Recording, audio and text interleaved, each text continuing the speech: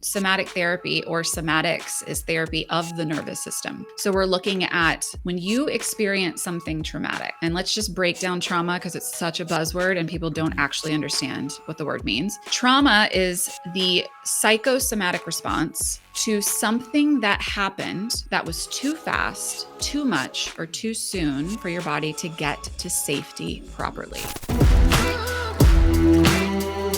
Over the course of my life and career, I've discovered the power of consciously investing in mindset and personal development.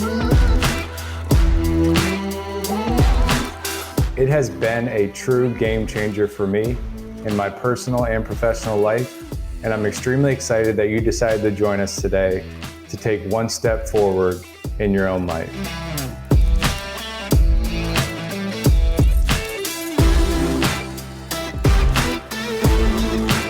Most of my breakthroughs have come from one-on-one conversations. We created this show to bring you those unfiltered conversations each and every week.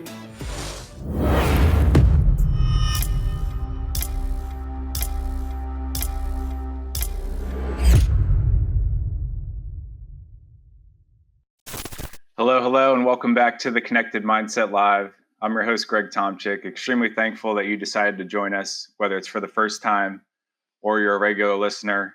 Very thankful for you, and you're in for a real treat today. Before we get started, I recently came across a quote that was, "The best relationships start with you." I think a lot of us know that the best relationships have to start internally, and then we bring that to the outside world. I've recently discovered through my own journey that we need more systems, more conversations around self-discovery, and less prescriptions around self-help. And, I have done a lot of self-help work where I, look to mentors, look to experts to be able to get their system of what has made them successful. But until I did the hard internal work, the self-discovery work, I wasn't attracting the right people around me. And I really had to kind of look within. And we're going to talk a lot about that today with Miss Lauren. And before we get there, today's show is presented by Thesis. So one of the things as a professional athlete, I always thought that I could think my way to feel good. And when I started to do things in my life that made me feel good, it actually made my thoughts better, made my actions more crisp and to the point. So I'm going to put in the show notes a discount code to get 20% off your first order of Thesis. And they are a nootropics company, so they help you feel better and help the chemistry project going on in your body be a little bit more straightforward and allow you to try something new to hopefully make you feel better. And that's our gift to you for joining us this morning. So without further ado, Lauren, pleasure to have you on the show. And where I like to start the show is understanding for myself and the audience the younger version of Lauren and how it has gotten you to the person in front of us today. Oh my goodness. So I don't really know how far back you want me to start, Greg, but I'll just kind of start with where I grew up. I grew up in Louisville, Kentucky. My brother also played, professional sports. I grew up in what I like to call from the outside, like a very normal family. I was a dancer all through high school, all through college, really. So I was really involved in what it meant to be in a performance-based type of role. I ended up actually graduating from college and getting a vocal degree. And that brought me to Nashville. In my 20s, I had a management deal and a record label deal here, sang for a while. And about 2 years into my career, I ended up leaving the music industry and completely lost my sense of identity. I was like, I just didn't know who I was when I wasn't on stage.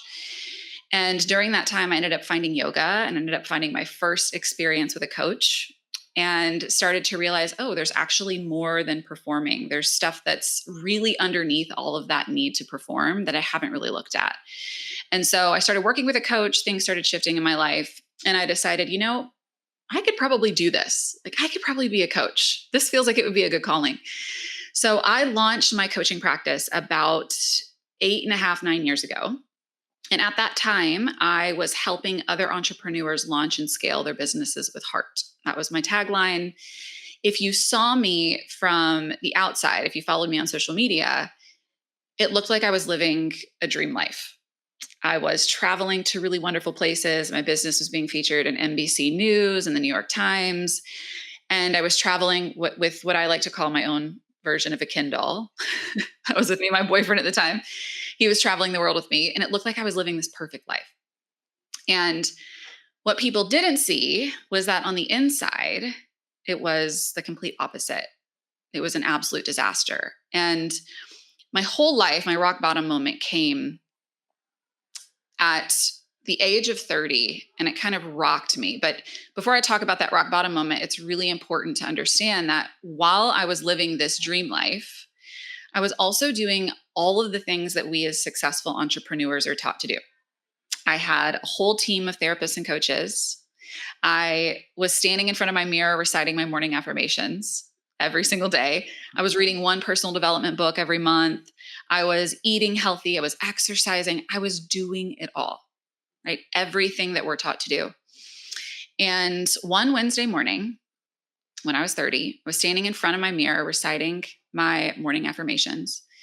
And I looked down at my phone, and I had several missed calls from my Kindle boyfriend, from his mom, calling to let me know that he had checked himself into rehab for the 6th time that year.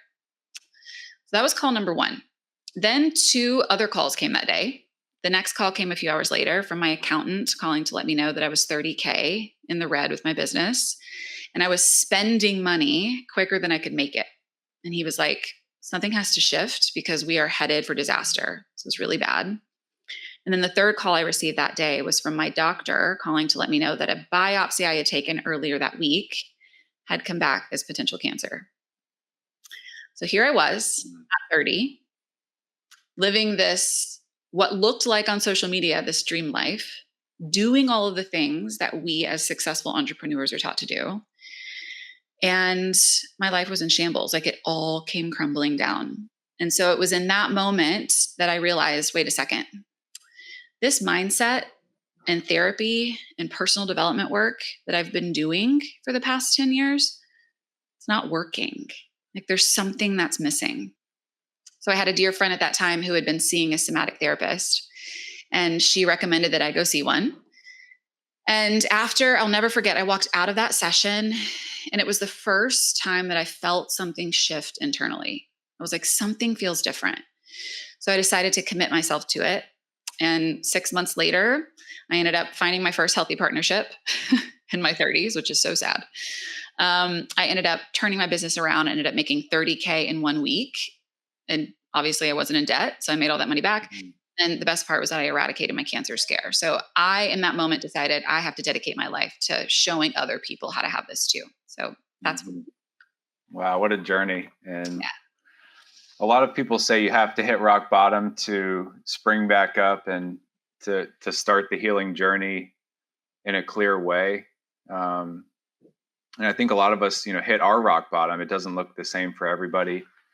And the ability to look out in your environment and observe what people are doing, and the serendipity of people coming into your life at the right time, having a friend say, Somatics is over here and this is an option for you. And that's kind of it sounds like that was the root cause. And, you were kind of treating the symptoms, which, I still do today. And I think a lot of us do, where, the exercise, the affirmations, obviously those things are habits that help us build, healthy models, healthy thoughts, healthy feelings. But if we don't address the root cause, which most of the time, in my opinion, is the nervous system. Yeah. And that's incredible that you went that route. I think a lot of people are still unclear on what somatics is. Mm-hmm.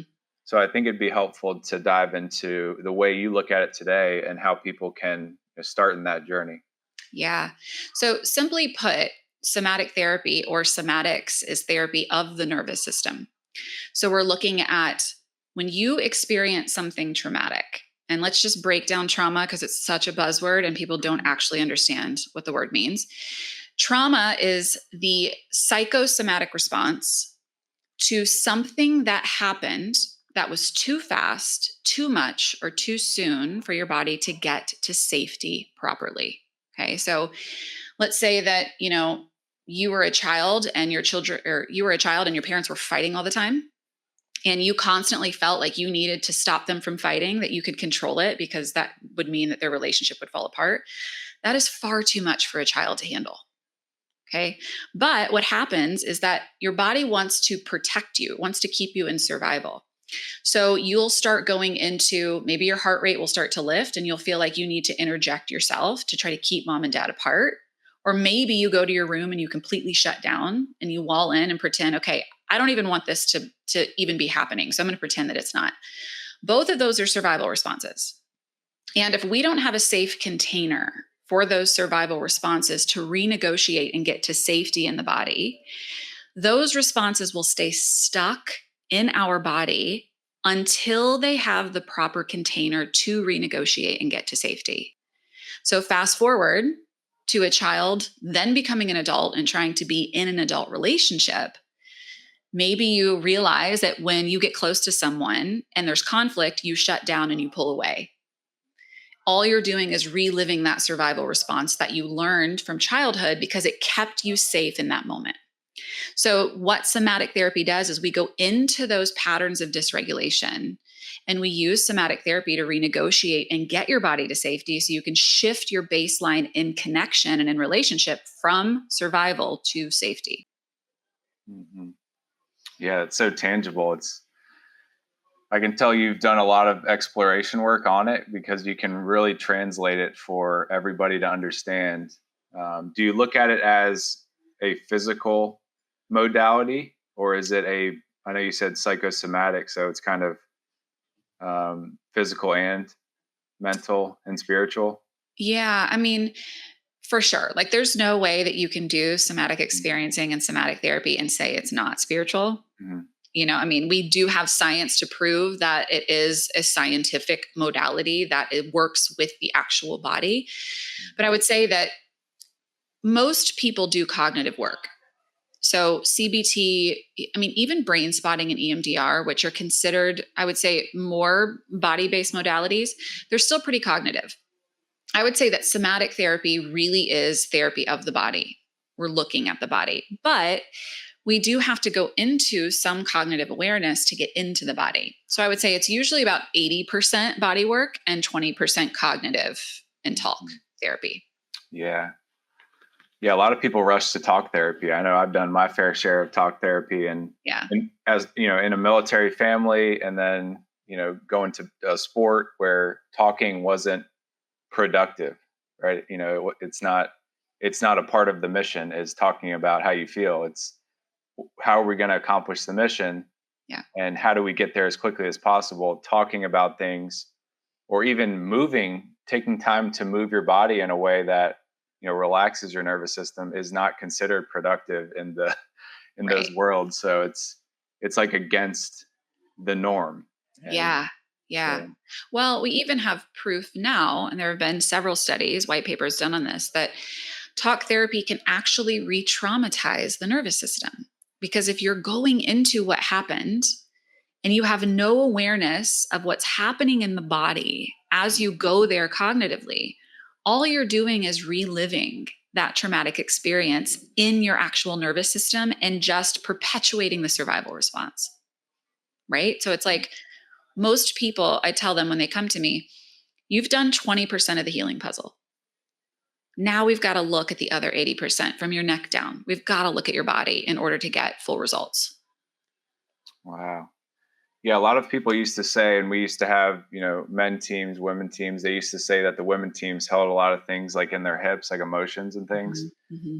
And, men kind of held it in their neck and head. It was kind of like there was a teacher I had that kind of pointed things like that out. And it was very early on, like that was elementary and middle school. And that got my brain thinking, like, how do we release those things? Or how do we get to a point? And I found yoga in like late in high school. So I kind of found a way to start to work my body out, but I was doing it just to get stronger for sports. I wasn't doing it for the spiritual aspects that I later discovered. Those are really the 80% of the benefit. Yeah. Yeah, that's incredible. So how similar do you think yoga is, on the common person looking at it, yoga versus somatic therapy?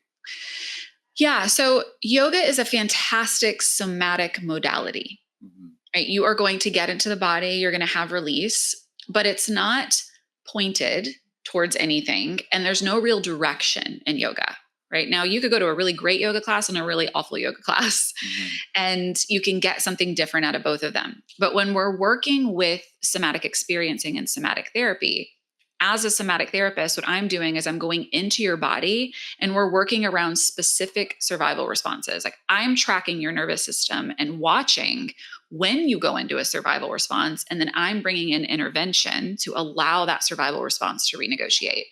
In yoga, you just kind of show up and hope that you get something out of it. Same with tapping and breath work. These are all somatic modalities, but they're not necessarily somatic experiencing and somatic therapy, which is directed specifically into what you're going through in relationship to your trauma in the past. Mhm. So it makes it more specific to you. It's not those generalized, like, here is the habit you need to build to be a better, Yeah. entrepreneur or business person. Yes. Hmm. Absolutely. Yeah. Wow. I mean, I work with people all the time, who struggle to make money in their business. They struggle to tap into abundance, right? Or I have one client who, she owns several dental clinics in Denver, and she just had her clinics acquired for like 20 million. And the moment that she received the offer, she freaked out because her nervous system was like, this isn't possible. She had had experiences in the past where she had some issues around money. So we had to go into those survival responses so that when she walked into the room to actually sign the agreement, she felt safe.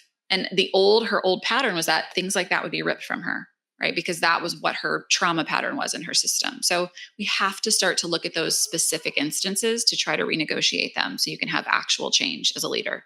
Hmm. Have you heard of the sandbox modality, where people do the sandboxes with the different pieces and puzzles in it? I have actually. My girlfriend, she's a classically trained therapist. We were talking Mhm. about it the other day. She does it with kids all the time and loves it.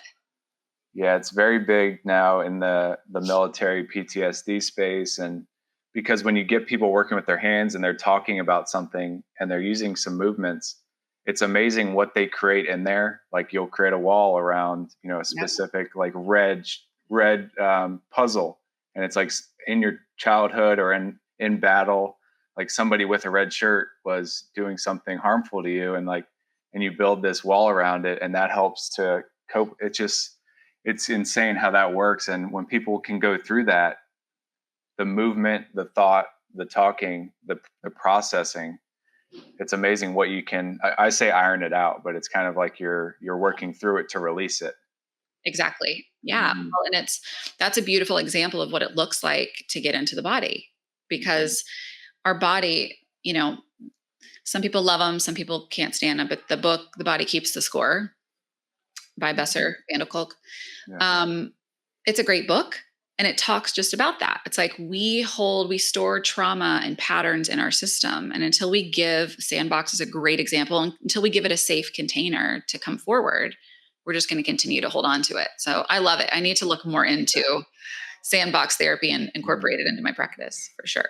Yeah, it's fascinating. It's like art therapy, where you just see what people draw, and it just shows how incredible the mind can be, and how much deeper it is than just the thought and the feeling. There's a lot there that's much deeper. And this is a way to connect with the self. I think people need more options, more modalities, more conversations and systems around connecting to self. A lot of therapies are very reactive. How do we get, as individuals, more proactive, after we get obviously past that initial wave of working through what we need to work through, but be more proactive so we can bring our best self to our relationship, and over communicate our standards in a way that attracts the people that we know are healthy for us.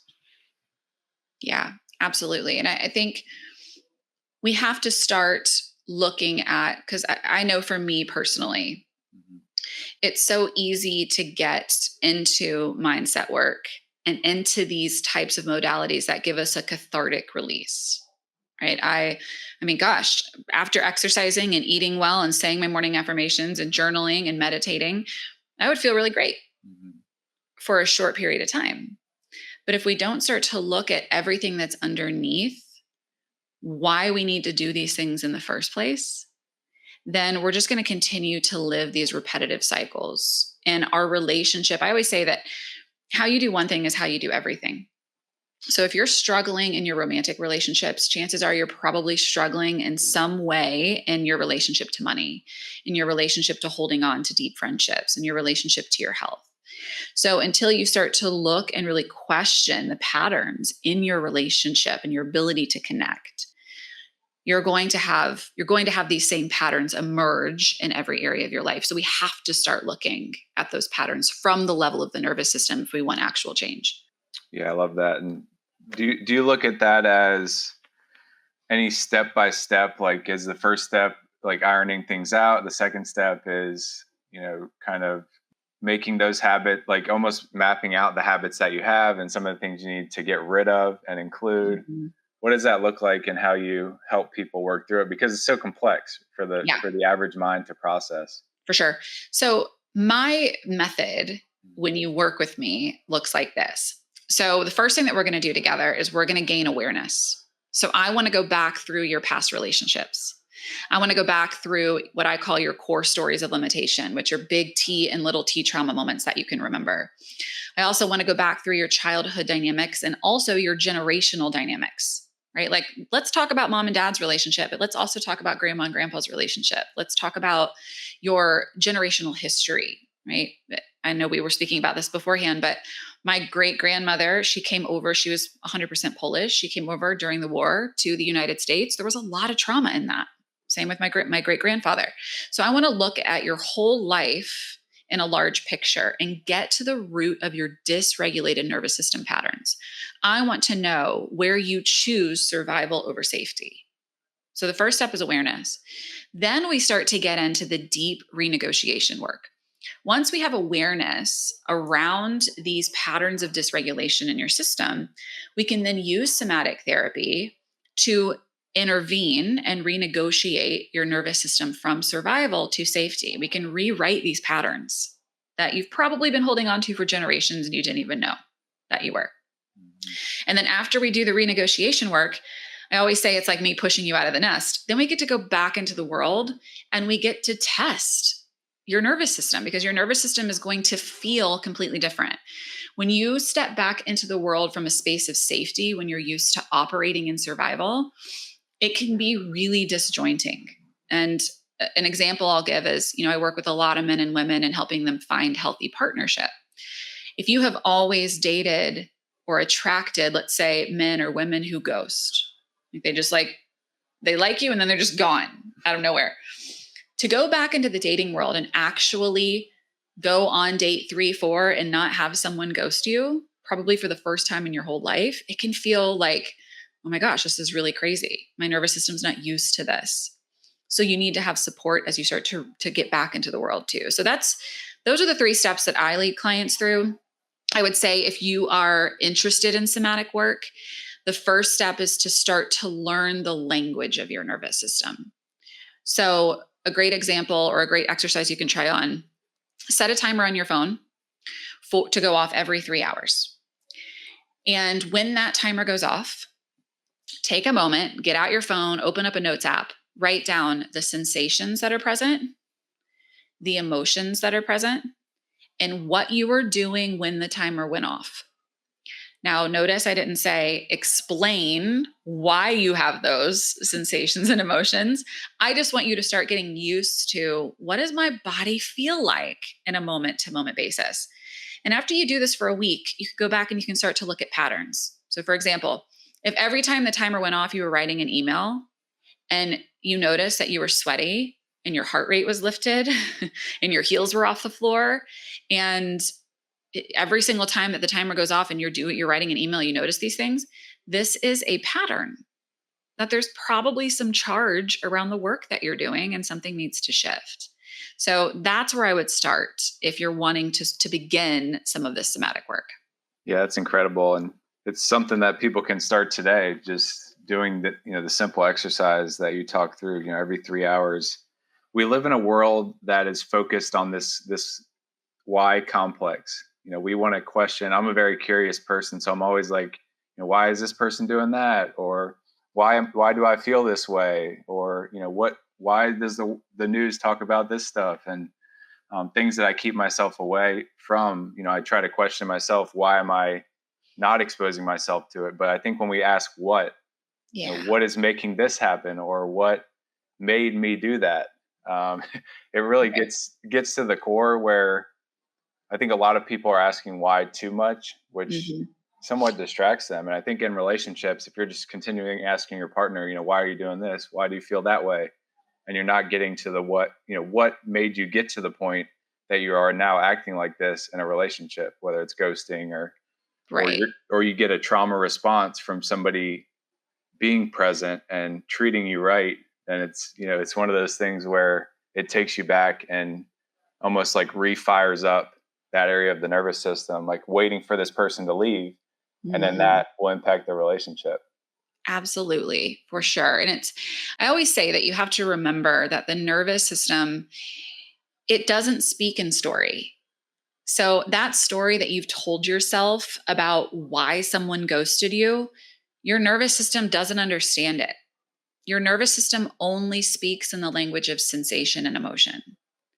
So getting really honest with yourself and saying, and I say this all the time, that our relationships, whatever you're experiencing in the dating world or whatever you're experiencing in partnership, it is a mirror of how safe you feel in your own system, right? So if you have a partner who's constantly nagging on you to take out the trash because you never do it, right? And you get so angry, that response in your nervous system and what your partner brought up in you, it's a reflection. You guys are just mirroring each other. So when you have the language of your nervous system as a tool, you can start speaking from sensation and noticing, you know what, this is making me really angry. I notice this rise in my body. I need to go get myself to safety. And then we can come back and we can repair this discord that we've had in the partnership.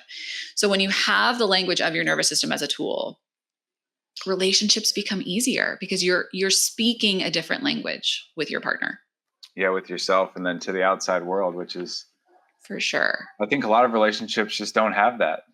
They don't have that understanding, because to most people the nervous system is like woo woo, and it's something that is so like in the air because it's intangible, right? People they compress the feelings or depress the feelings in a way that say that's not something I understand, so I'm not interested in looking deeper. And until you do that work, I think it's very hard to have a healthy partnership, healthy relationship.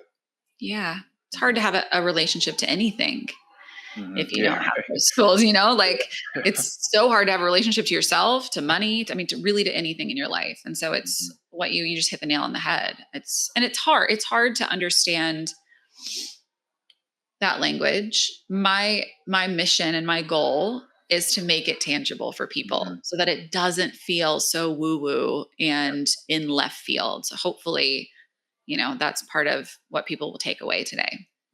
Yeah, I definitely think they will. And, where do you think the relationship starts with the first conversation when you talk about healthy relationships? And because every dynamic is different, right? People become friends and then you start talking and then you start dating and then, or you just say friends, you're in a relationship and you skip the parts because the physical attraction or the mental. I try to look at things very like layered, like it's kind of the mental, the visual, the auditory, how the person makes you feel, like your soul connection. Like a lot of that is so important, but a lot of people are potentially so insecure about what they have going on. They're pushing it down and just looking for somebody to do the patchwork for them. Yeah. I mean, I think in relationship, you need to take time to get to know that person. I stress to my clients, like, know your non-negotiables. know your morals, know your values, have those in stone, and date from that space. So if you, let's say you go on a date with somebody and they are not in alignment with your non-negotiables, morals, and values, move on. Like, honor yourself, know that this is not the person for you, move on. If the person is in alignment with the non-negotiables, morals, and values, then it's time to start to see, okay, do I have a connection with this person, and how safe and committed are they to growth and healing and the relationship? And that's what I believe makes a beautiful partnership. When the morals, non-negotiables, and values are in alignment, and when you feel connection with that person and also really safe, and that person is committed to healing and growth. And if that's there, that is the foundation of a really, really beautiful relationship. But that takes some time to figure out. You're not going to go on a first date and, ask them all these questions to see if they're in alignment with all of those things. And you're also not going to know if that person is truly committed to healing and growth on the first date. You don't know that. You're going to have to get to know that person. So many triggers and patterns come up in the dating world. I mean, it really does expose all of you. So I would say that if you are out there trying to look for partnership, really make sure that you're taking your time and you're slowing down and really getting to see if these things are in alignment. Mm-hmm. Yeah, I think, TV and other types of Love Island shows and all. Well, I can't. That's right. I'm like, it just makes the nervous system more damaged. It's like, yeah, let's create more superficial relationships and just have it's nothing around morals and values. It's just like, we're attracted to each other. Let's build a relationship. I know. I had really high hopes for Love is Blind. I'm like, this is great. They're going to get to know each other before they meet. And then they added all that crap at the end. I'm like, I can't. I can't do it. Oh. Yeah. And just with the social media world. So one of the things I do for business is help executives and companies and cultures build trust with themselves so that they can build trust with people they do business with. And what I commonly realize is they want to rush to build trust with people that they're in relationships with, business-wise, vendors, people of that nature, the outside world, the customer, because they're not interested in looking at, do they trust themselves, and then allowing that to speak for them. And, a lot of that work sometimes is like morals and values of the company and what they want to represent. But most of it is every executive at the table has to ask themselves, these questions, which may make some of them leave. Like, it's like, I don't want to be in this company because it's not right for me. It doesn't align. And that can be so painful for a lot of people to go through when they're making good money and they, have stability at home. And I think a lot of times in dating, that's a microcosm, representation of if it feels safe, if the money's there, if the support system's there, it's like, I'm here for that. But I know, deep down in my nervous system, in my stomach, like something is not right here. Yeah. And it's hard to go the other direction. For sure. And I love that point so much, Greg, because it's so important. I mean, full transparency. I was in a relationship that felt like, and I see this all the time with my clients, that felt like it was everything, right? Like, we both checkmarked all the boxes. We both were into personal growth. We both had everything in alignment, but there was something underneath that felt like there was a value that was a little shaky. Could I have gone into the relationship and it have been fine with marriage and children? Yeah, possibly. But I knew in my soul and in my heart that this wasn't the right relationship for me long term. And what I see so often is that most women and men, they'll stay.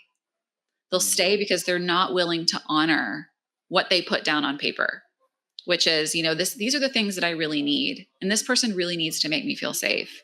And so they'll stay. And next thing you know, you wake up 10 years and you have settled for something that you didn't even really want in the first place. Right. And so I understand how hard it is to honor that, but you do get to have it all in partnership, whether we're talking about a business partnership or we're talking about a romantic partnership. It just depends on how courageous enough you are to really deeply honor what it is that you desire for yourself. And those people that wait out for that end up having really beautiful marriages. I see it all the time. Really amazing business connections. They have massive wealth and growth and abundance in their career, but you have to be able to really honor that part of yourself, which I think is what you're speaking to. Mm-hmm. Yeah, it's very hard. I've had to do some of that work, and I've felt some of the benefits of that, just speaking my standard when nobody else wanted to speak about it, and Yeah. just saying it's, a lot of people say, say no to things and things of that nature. But when it comes down to it and somebody's like, here's money, here's your dream relationship, here's your dream vacation, your dream format of life where we travel for 2 months out of the year and do all these beautiful things, it's like, is that going to mask and band-aid what is not right, for Right. you? But going against that, it's so painful in the moment. But the Oh mid and yeah. long term, things just seem to work in your favor when you go through that hard thing. Like you meet people, or friends come in and out, or somebody Mhm. leaves when maybe you had a hard time communicating to them that you wanted them to leave, or you had a hard time leaving them, but they just somehow find their way out, and you're Yeah. like, wow, that was so much easier. But if you didn't do that hard work to say, hey, like this doesn't feel right, and then you compromise. And obviously our nervous system feels that. Oftentimes we're just concerned about what's going on up here, and we're like, hey, we can push that down or forgive that person for doing that thing we know isn't right, because everybody's like, everybody should be forgiven and all these different Yeah. things. And but you still hold on to it deep in your body, and Right. and Yeah. that impacts you. Yeah, for sure it does. And it's hard. I always say that, especially when you get into somatic work or when you start understanding the language of your body and what your soul truly deeply desires, right? Not what you think you want, but what your soul wants. Mhm. Walking that path, it's not for the faint of heart. Most people can't, most people don't. They choose not to walk that path. And when you do commit yourself to living a life that is fully and deeply in alignment with what your soul wants, things are going to fall apart, because every time you choose a new identity, you choose what you desire for yourself, things have to crumble in order to create space for what you want to appear. So if you're in a relationship that's not fully what you desire in your soul, it's not what your soul has planned for you, it's going to fall away. And most people will hang on for dear life. And if you can just honor that, you know what, this isn't what I want. And there will come when you start to know your body, and I'm sure you've experienced this, there will come a time when that will be so clear. And really, I look at it as a door. You either get to walk through that door, or you get to stand there and bang on it and resist what you're being pulled towards. And once you learn that lesson, I'm not saying it gets any easier, but it all starts to kind of make sense as to why things fall apart in the way that they do.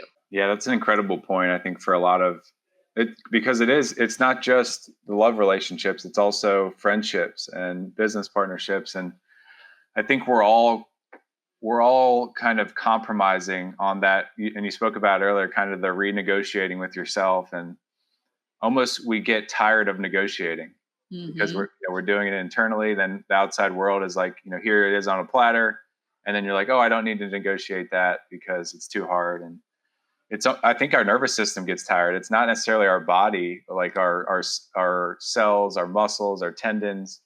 I think it's deeper than that, and that's why I'm so fascinated with the nervous system, and have done some work on my nervous system, and really have seen the benefits. And I'm like, this is the core of how we live life, and if we can address the nervous system, we can all live and think and feel better.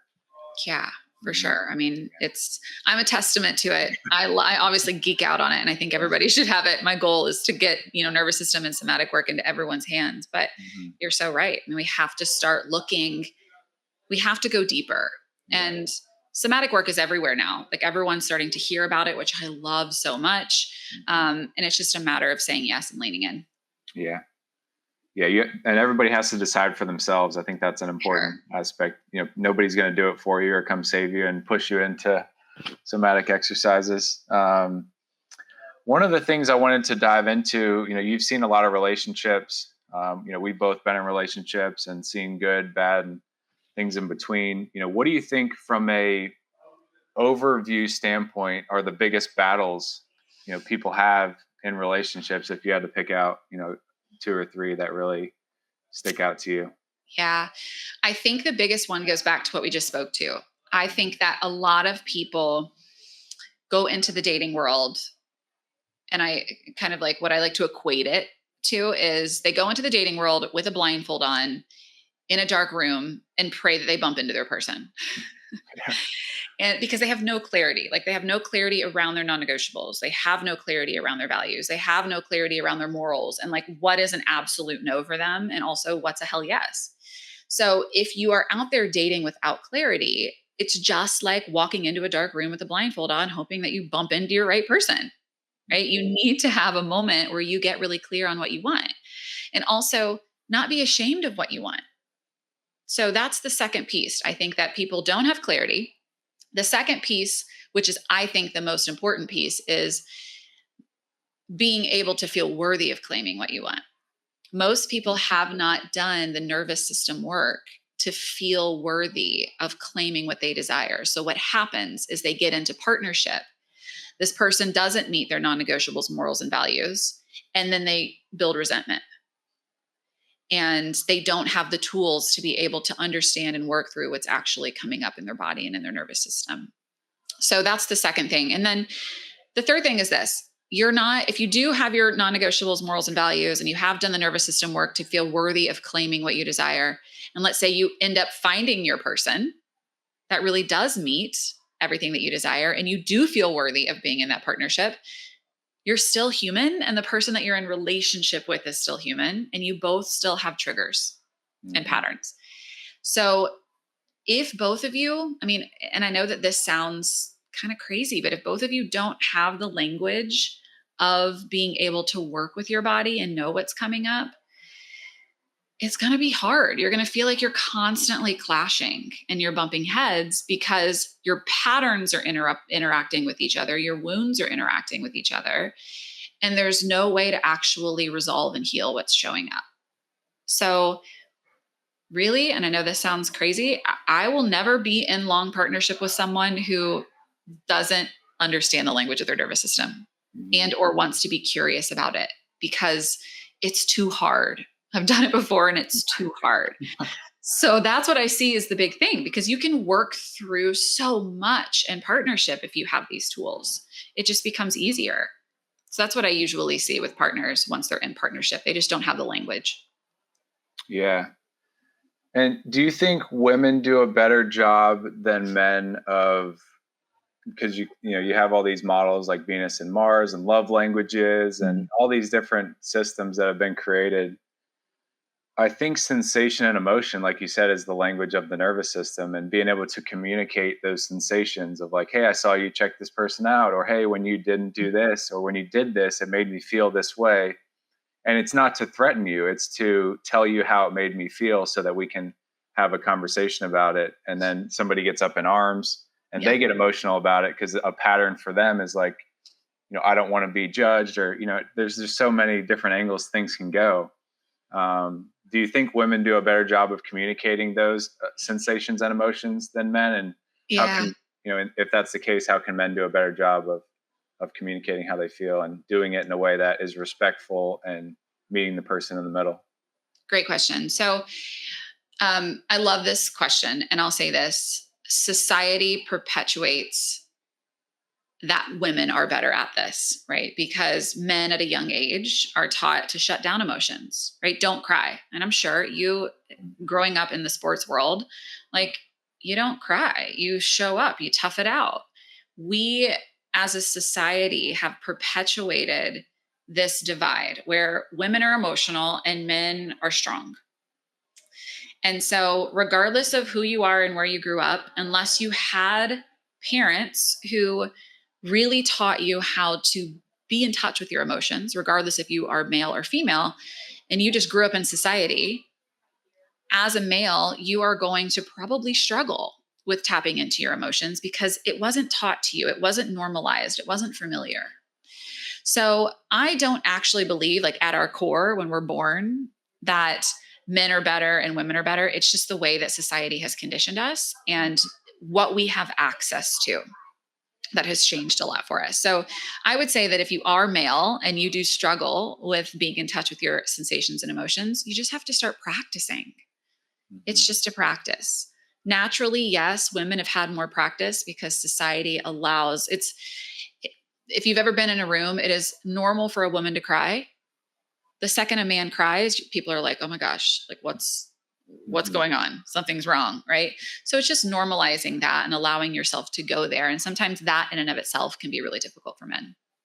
Yeah. It's kind of the conformity piece. Doing a lot of this work is hard, but it also gets rejection from the outside world. And a lot of us, I know for myself, one of the big things I had to work through was, my self-worth was attached to my ego accomplishing things, or like, getting that next girlfriend, or making sure I made this amount of money. And that was me conforming to what the outside world thought was fulfillment and success for Greg.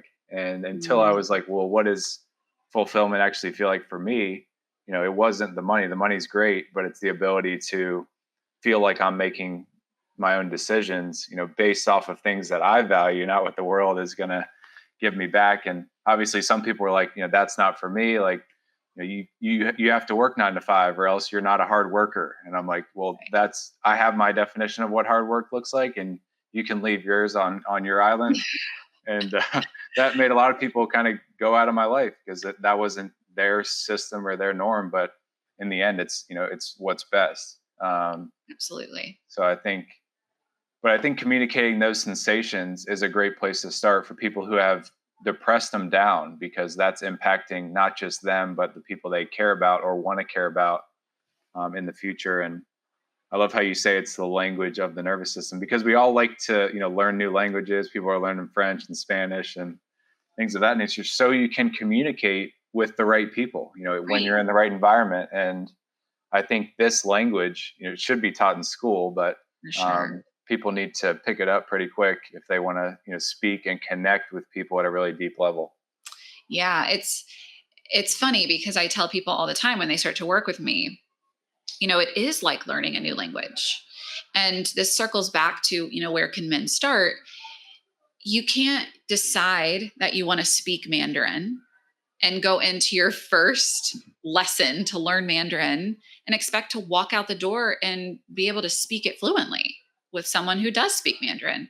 You're going to have to learn the actual alphabet. You're going to have to learn how you put words together, how you string sentences together before you can actually have that sense of being able to communicate. And so when you learn the language of your nervous system, it's the same way.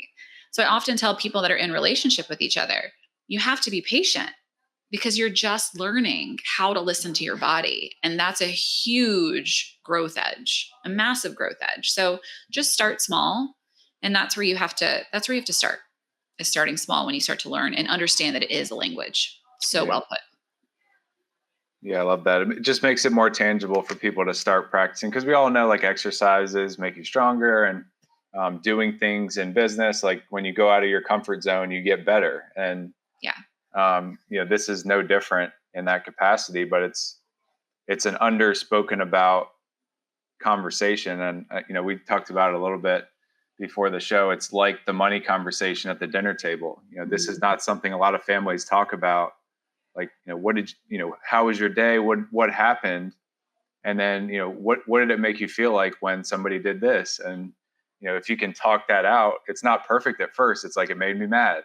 What caused you to be mad about it? Well, because I saw, dad do this and it made him mad. And it's like, you start to kind of map it out. And I think those conversations help you to build the patterns in your nervous system that are healthy for short and long term. For sure. Yeah. Last night I was at my brother and sister-in-law's house, and my nephew he's 3. He's getting ready to turn 3. And he fell. He's super active. He was jumping on the couch. He fell, he bonked his head, and it was really scary. Like, it was scary for us. It was scary for him.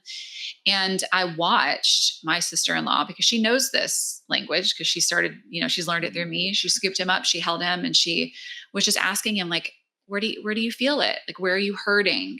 And how do you feel? And he was like, this was really scary. It's really scary. So to be able to hear a little boy say it's scary, and I feel it in my head really hurts.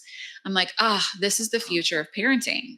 It goes so much further. And if we can teach our little boys and our little girls how to be in touch, like you were saying, with their sensations and emotions, we are equipping them for being able to have really healthy partnerships and relationships to money, friends, significant others as they get older. Mm-hmm. Yeah, I love that situation. I can see that happening, because a lot of times we want to freak out and be like, Yeah. "Oh, your head hurts." Like, we're assuming like your head hurts, we need to take you to the doctor. Like, and then that is so impactful to the nervous system. It's like a fire Yeah. on every part of your body. Like, my parents are freaking out. This is making the pain worse. This is making me think about it more in a Yeah. negative way. And Yeah. it's like I did something wrong because Yeah. I fell when I was having fun. Exactly. Exactly. Yeah. I mean, we think, when you think about it and you put it into words and into context, it's like, it sounds crazy, Mhm. but how many of us, I mean, I know, and I love my parents, they did the best they could. If that would have been my brother, they'd be like, "You're fine. You're okay. You're fine. Stop crying. It's okay." When he just fell and hit his head, he's not okay. Right. We need to like acknowledge that. So I think it's, I'm really glad that you brought that up, because it's so important that we start to Yeah. integrate that in. Mm-hmm. Yeah, we've talked about a lot of topics. When it comes to clearly communicating, because I think communication is important, and we've hit on it quite a bit through this episode. And I know it's a lot of the work that you do is, kind of helping people gain awareness, then the renegotiation, then going out into the world and testing your nervous system. When you go to test it, what's that line of being authentic? And this word's talked about a lot. Brene Brown and some of those folks talk a lot about authenticity and things of that nature. But the authentic and the respect piece, like, I think sometimes you're so authentic that you're disrespectful to people. Yeah. Yeah. Where is that line for you, and how do you kind of be sternly authentic, but Mhm. still, if you're going on a date, you can still have that person as a friend. Like, it doesn't need to be Right. down that route. But I think people need more of a clear line to say, like, here are my standards, but it doesn't mean your standards are wrong. It just means we're not Yeah. right for each other. Yeah. It's funny. We, again, back to society and what we've all been bred to and conditioned, you and I am sure, Greg, we grew up in a time where everybody got a participation trophy. Right. And we've had this, and believe me, like, I work in trauma, so I am all about equality, and I am all about, and being inclusive, and really being in that space of welcoming and loving everyone. But oftentimes when you speak your truth, and it is hard, it feels like someone else takes it in a way that doesn't feel good to them. That really is a reflection of their pain and what they're going through versus you. And you can deliver your truth without being mean. And I think a lot of times people equate using your voice and speaking your truth as mean, because maybe the other person in the past that you've spoken your truth to rejected it. Well, that's more about them, and it's not about you. Because when you honor your truth and you really truly speak it from authenticity and from that space of knowing inside of yourself, what's meant for you will respect it, and what isn't meant for you won't. And that's what you have to remember. And we're human. So sometimes we do say things that will offend someone. And then guess what? We get to apologize. We get to say, it's so funny. I was in a week-long trauma training in Chicago a couple weeks ago. And the instructor, who is a very well-renowned psychotherapist, has done a lot of study in somatics, he was teaching us. And every morning, it was a week-long training, every morning he would show up and apologize. He'd be like, "I'm so sorry I said something yesterday. I offended this group of people." And I want you to know that I apologize for offending you. And now we can move on. And so I think that there's something to be said for using your voice, speaking your truth. What's meant for you will stay, what's not will leave. And also knowing that it's okay to apologize. It's okay, right? We live in this cancel culture. We don't need to live there. That in and of itself is a trauma perpetuation. That is a trauma response. This cancel culture is trauma. Yeah. So just being aware of that. Yeah, absolutely. It's that first step, awareness. I think that's a key point. I think a lot of people, I'd say, 75, 85% of people are still in that, I need to gain awareness, but I haven't stepped on the lily pad to get eventually to the island that I want to get to. And that's the hardest step. I always say the first step in anything is the hardest to take. And For sure. once you build some momentum, it's just amazing what can happen, but you have to act. It's not all about thinking about it. And I think that's critical. On that topic, how can folks, before we get to the final question of the show, and it's been an incredible conversation, so impactful for me and for all the people listening in. So definitely want to acknowledge you for everything you're putting out into the world. And it's a new topic relatively, and a lot of people aren't really talking about it. I know in your world, you hear about it a lot because you're going to these trainings and in these communities, but a lot more people, especially in the business world and the athletic world, the military world, the folks listening in need to expose themselves to this, to deeply connect to themselves, deeply connect to others. And that helps them build their community. And, community is a hierarchy of need for all of us. And we want them to be healthy and productive and activated for ourselves and for others. How can folks get in contact with you, whether they want to take you up on your coaching, check out one of your talks, or be able to check out all the great things you're working on? Yeah. So I'm most active on Instagram. So you can follow me at Lauren Zoeller on Instagram. I'm on LinkedIn. I'm on Facebook. I'm on TikTok at Coach Lauren Zoeller. So you can follow me on any of those platforms. I usually post what I'm up to there. You also can visit my website, laurenzoeller.com. It's currently down right now, but it's going to be up in the next couple of days because we're making some changes on the back end. But that's where you can find me. Please connect with me there. I have a book that's coming out next year. I have a podcast, which I would love to have you on, Greg. So just follow along, say hi. I have a team, but I am usually in my DMs. So come say hello. I would love to meet you. And that's where you can follow along. Excellent.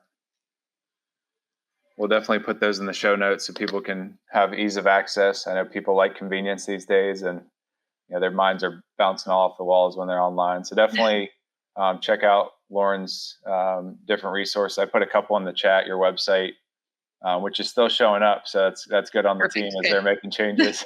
And, I definitely follow you on Instagram. So I love all the stuff you're putting out, Lauren. And so one of the final questions we like to ask everybody that joins the show, and it's at the core of why we put this show on, because we realized that the internet was connecting people, but we were less connected than ever before. And a lot of that is at the core of the nervous system, what technology has done to our nervous system. So Lauren, to you today, what does connection or being connected mean to you? Oh, I would say that connection is, I know we've spoken about it a lot, but being able to understand your body and knowing what it's telling you in a moment to moment basis, because it doesn't matter. You could be, like I said, in a beautiful relationship on the outside, but if internally your nervous system is freaking out, it doesn't matter. You can have everything that you want in your life, but if you don't have that connection to safety inside of your body and inside of your nervous system, what is external, it doesn't really matter. Mm-hmm. So connection to me is being able to have that language and to know safety in your body. Yeah, you hit on that extremely well throughout the show. And in the beginning, telling your story where the outside world was, it was this perfect life. And until you did that hard internal work, it wasn't perfect for you. And that's what we all want to achieve. Lauren, thanks so much for everything you provided to the audience today and to myself, and definitely looking forward to continuing the conversation. Yeah, thank you so much, Greg. It was a pleasure.